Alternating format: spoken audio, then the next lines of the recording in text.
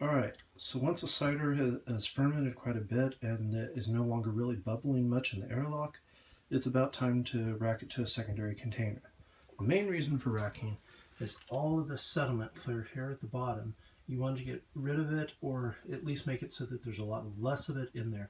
And it'll help the cider to clear and to have less yeast and everything else in it when you actually try to bottle it or drink it. So we're going to try to use the auto-siphon and siphon this all the way down into the jug I have down here below. Having the jug quite a bit below it so that the hose is straight out, I found makes it much easier for getting it to siphon out on its own. And hopefully I can get it, once I get it going, I can get you a video of it flowing out of one jug and into the other. Alright, with a couple pumps of the auto-siphon, you can see there is a nice amber brew heading down into the lower bottle, and the lower bottle is filling up rather quickly.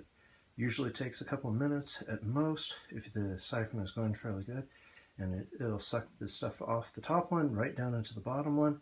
And since my auto-siphon has a little gap at the bottom, it hopefully will not pick up too much of the sediment in the bottom of this one.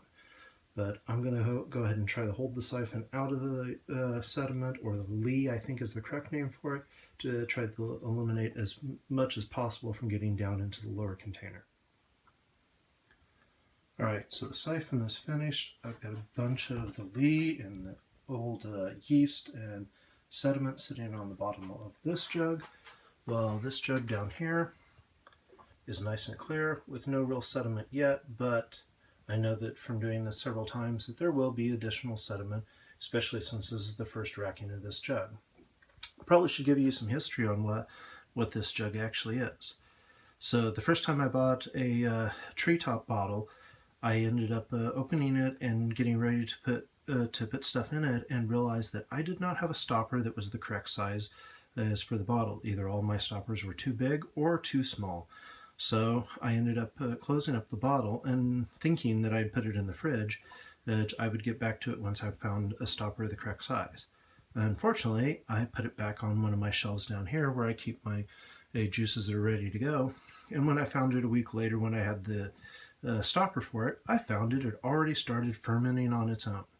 So I ended up taking it out of the jug that it was in, since it had blown the jug up quite a bit, and put it into one of my glass jugs, added a little more yeast to it, and also added some honey to it.